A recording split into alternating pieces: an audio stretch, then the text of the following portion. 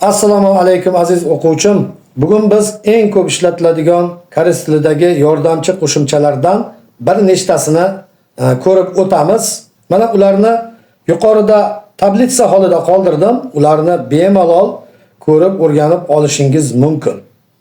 Endi ularni birma-bir ko'rib chiqamiz. Birinchisi do. O'zbek tilida ham, hatto, nafaqat degan tarjimalarni oladi. Misol keltiramiz. Samarqandda ham odam ko'p. Samarqandiyedo sarami ma'nayo. Yoki ikkinchi misol, bu bolaning otasi ham, onasi ham yo'q. Ki aynin abojido, omonido, opsoyo. Yoki buni o'zbek tilida boshqacharoq qilib, bu bolaning nafaqat otasi, balki onasi ham yo'q deb tarjima qilsak bo'ladi. Ikkinchisi man. Bu o'zbek tilida faqat degan tarjimani oladi. Sinfda faqat minsu bor. Kyoshire, minsuman, issoyo. Keyingi yordamchi qo'shimchalar me yoki mada. Bular har degan o'zbekcha tarjimani oladi.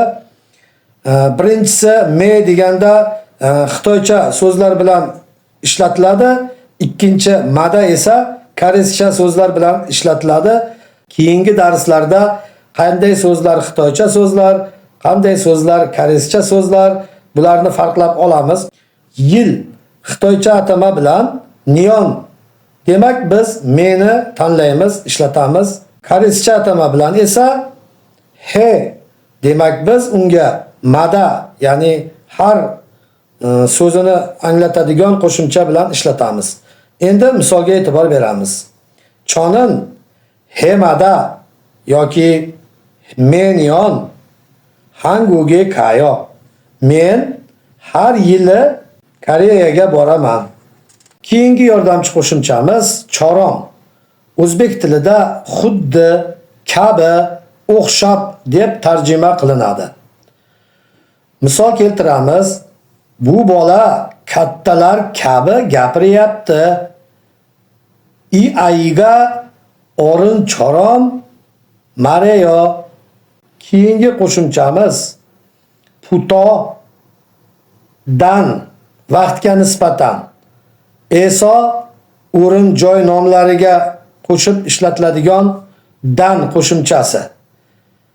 Va bularni ko'pincha kaji, ya'ni gacha qo'shimchasi bilan birga ishlatilish hollarini uchratgansiz. Masalan, misol keltiramiz. Koreys tili darsim 7:00 dan 9:00 gacha. Hangugo suobin ilgop shiputo ahop shikkaji yeyo. Keyingi misol joy nomlariga nisbatan uydan bozorgacha 2 soat vaqt ketadi.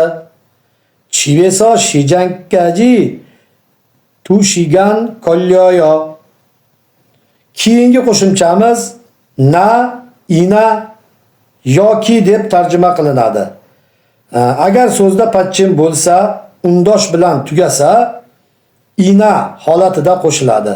Unli bilan tugasa, na holida qo'shiladi.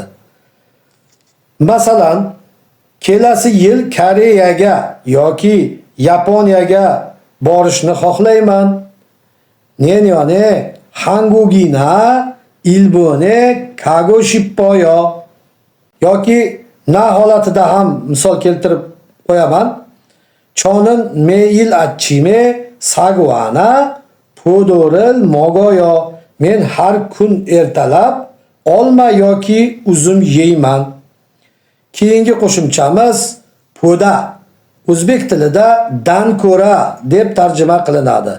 Bu qo'shimcha asosan to yoki ko'p yoki tol, kam degan so'zlar bilan birga qo'shib ishlatiladi. Misollar keltiramiz. Samolyot poyezddan ko'ra tez. Pengiga kichapoda pallayo. Samolyot poyezddan ko'ra tez. Bu ovqatning tuzidan ko'ra shakari ko'p. I umshiga so'gim poda soltangi tomanayo. Keyingi qo'shimchamiz pak. Tashqari. Uyning tashqarisi, umuman tashqari yoki bundan tashqari degan holatlarda ham bir xil holda ishlatiladi. Masalan, tashqarida yomg'ir yog'yapti.